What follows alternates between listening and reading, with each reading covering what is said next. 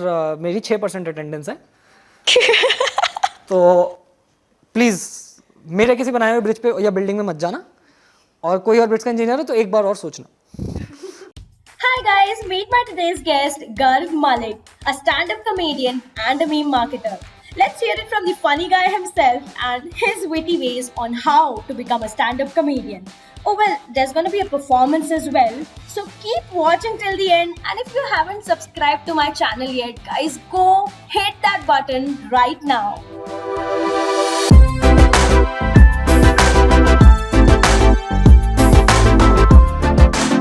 कोई भी unconventional career मुझे समझ में आता है, मैं लिस्ट बना देती हूँ कि ये मेरे चैनल पे जाएगा। When I stumble on your profile, like सही है यार, ये बंदा तो दोनों करता है, तो इसको तो पकड़ना है। So thank you so much.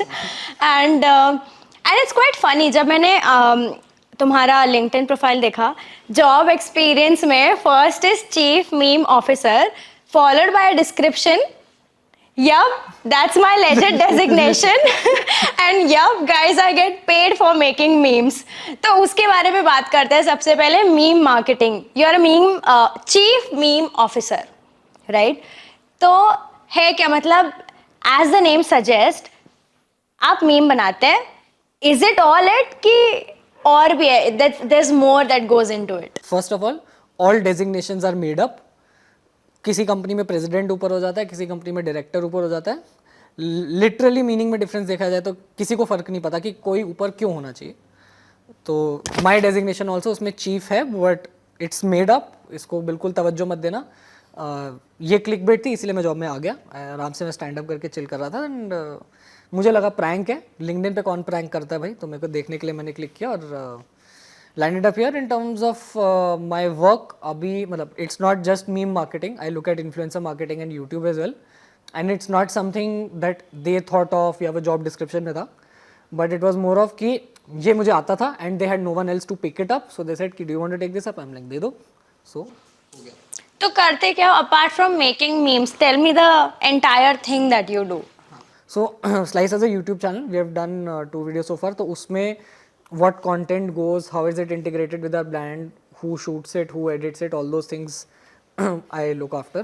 तो फिर that's what you do in as a meme officer. At Slice. At Slice. उसके अलावा भी कुछ meme इंडस्ट्री में कुछ कर रहे हो आप? हाँ, तो काफ़ी कुछ है इनफैक्ट। तो there is a company called meme chat, जहाँ पे आई एम एलिजिडली, या मतलब एटलीस्ट डॉक्यूमेंट्स के हिसाब से तो इन्वेस्टर हूँ। And the idea of going there was कि मेरा मतलब जितना टाइम मैं मीम्स में स्पेंड करता हूँ, आई एम लाइक एटलीस्ट किसी का तो भला हो। अगर कुछ 2-3 इनसाइट्स या लर्निंग्स में पास ऑन कर सकता हूँ, या I can help other investors get their DD done to understand market कितना बड़ा है उसे वगैरह, तो मेरा 6-6 घंटा इंस्टाग्राम देखना सफल हो जाएगा। मेरे लिए नहीं तो किसी और के लिए सही at least. And apart from that एक बुक भी लिख रहा हूँ होपफुली, मतलब वो तो 1 महीने से तो पॉज पे है, but the idea is to go as deep as possible inside memes to see कि वो बनते कौन से हैं, कौन से memes चलते हैं, कौन से नहीं चलते हैं।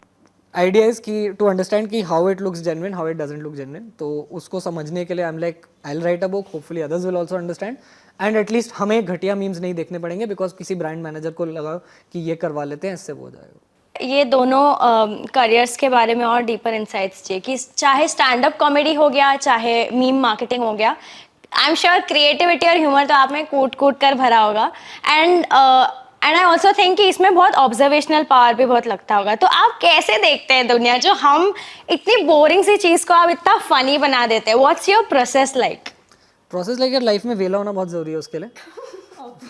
तो बस स्टैंड अप कॉमेडियंस इसलिए पूरा दिन ऐसे पड़े रहेंगे, इंटरनेट पे स्क्रॉल करते रहेंगे, जो भी है, is because only when your mind is empty you can probably think of observing. जैसे for example looking at things, जैसे आपको फ्रेम में दिख रही हैं, आपको probably you will see a candle and ये क्या कहते हैं, मनी प्लांट। Money plant. हाँ। मेरा चश्मा नहीं है, इस 4 नंबर का है, तो मेरे को भी सब ब्लर दिख रहा है। हमने चश्मा निकालने बोला था। लाइट चमक रहा। मतलब अगर अभी जो कैमरे के आसपास लोग हैं, वो अगर ऐसे बड़ा बड़ा मेरे को लिख के भी दिखाएंगे कि कट या फिर भाग जा, ये कट कर देना चाहिए। तो मुझे नहीं दिखेगा। You see a candle, what would you probably expect out of this candle? I'd say कि लेट से थोड़ी आधी जली हुई है, या फिर मेरे को, क्योंकि मेरे घर की कैंडल है तो मुझे भी पता है कि ये कैंडल अनसेंटेड है, एंड मैं कैंडल बनाने वाले से पूछना चाहता हूँ फिर क्यों बनाई है ये? क्योंकि अगर तुम्हारा टारगेट ऑडियंस वो लोग हैं जिनके घर बिजली जाती है तो ये कैंडल 550 रुपये का नहीं होना चाहिए, बराबर। बिकॉज वो इन्वर्टर लगवा लेगा इतने में। और अगर तुम्हारी ऑडियंस वो है जिनके घर मतलब बिजली जाती है तो वो 550 का candle may be not, but हाँ फ्री आई है तो इसलिए मैंने रखी हुई है। मैं ऐसे कैंडल वैंडल नहीं खरीदता, बट दैट्स मेजरली इट। तो शिट आई थिंक हम थोड़ा डाइग्रेस हो गए, बट हाँ ऑब्जर्वेशन तो बस देखते रहो, and a large part of it is practice. Some of it I'll say is I don't know how, but as they say, hard work is a cheap substitute for talent. I'll let you guess which one I do. In stand up अगर technical terms में जाओ तो then we think of one is what if and think of the worst possible outcome. जैसे आज वैसे ही हमारा worst possible जा रहा है, हम वेन्यू पे गए, वहाँ पे शूट नहीं हो पाया, but let's say even worse क्या होता।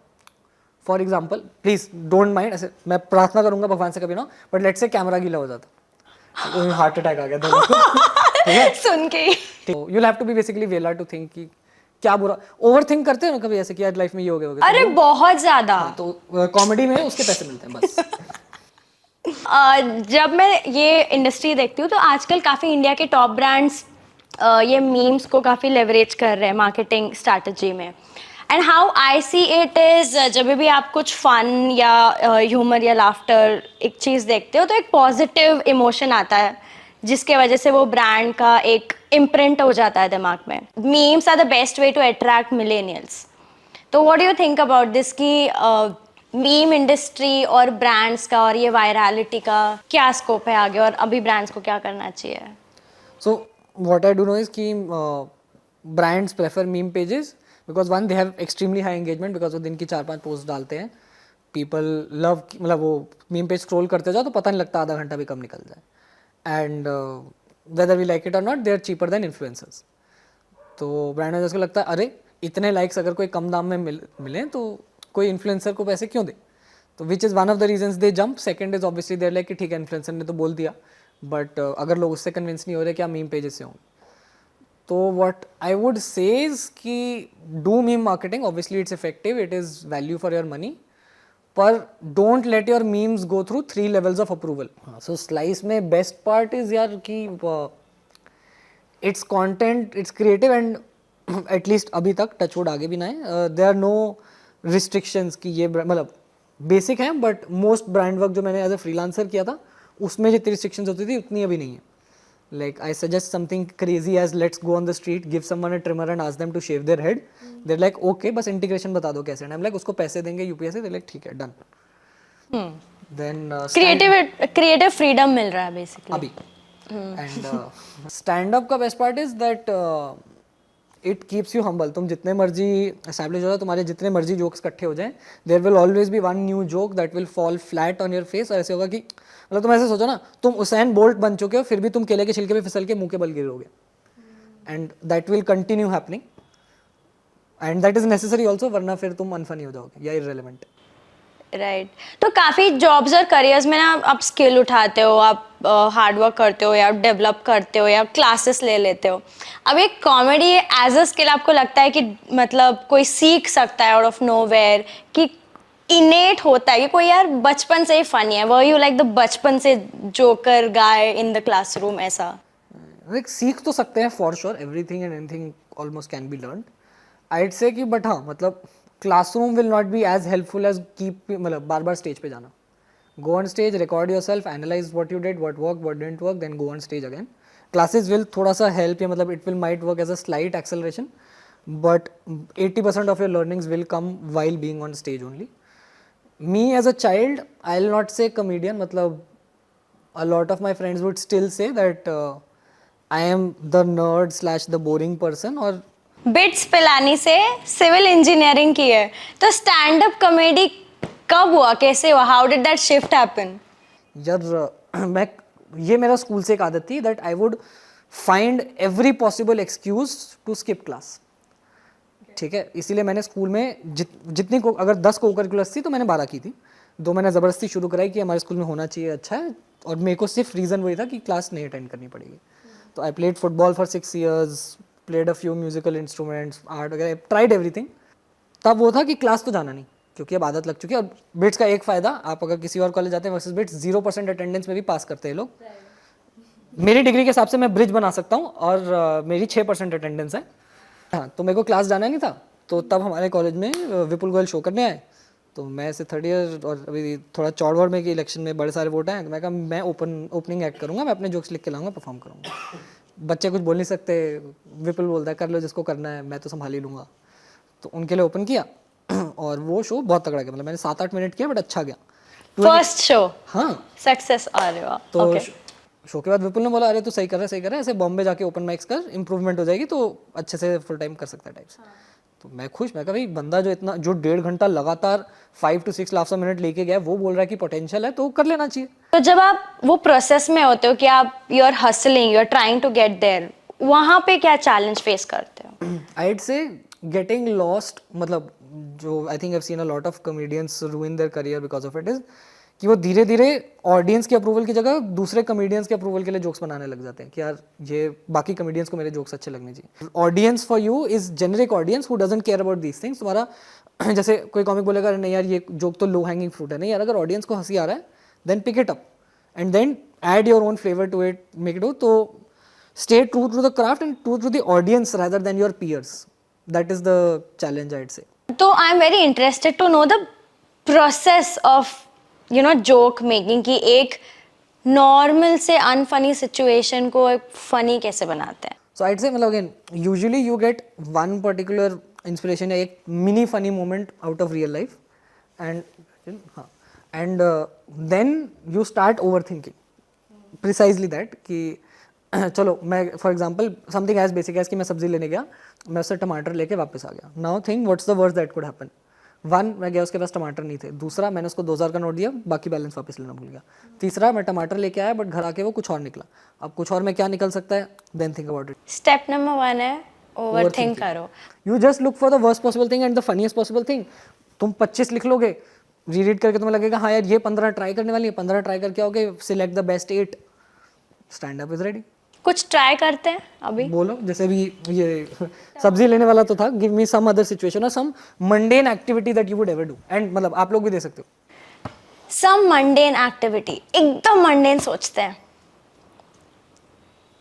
Let's make it tough for you. Taking your dog for a walk, ठीक है।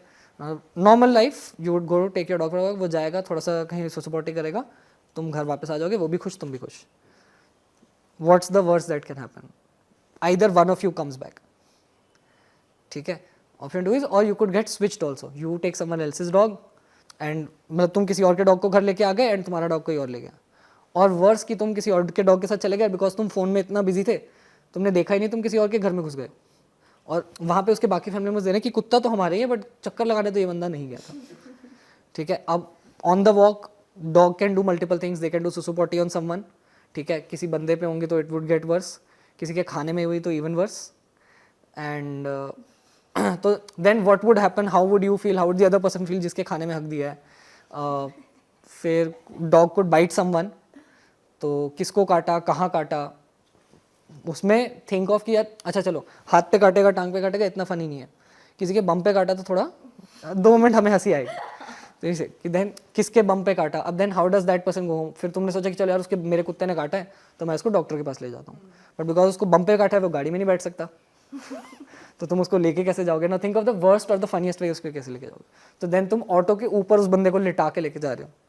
आई नो वियर्ड, मतलब एम्बुलेंस भी आ सकती है but then it would be a mediocre reasonable ending. Go unreasonable, ambulance नहीं आ रही, चलो तुम उसको किस पे, ऑटो पे, बाइक पे, किसी भी और चीज़ पे लेके जा रहे हो। देन हॉस्पिटल पहुंचे, इतना जल्दी इतने सिचुएशंस को क्रिएट कर लिया तो द थिंग इज कि real life is boring but your imagination should not be. So guys, Garv has very kindly invited me and my team for a live comedy performance.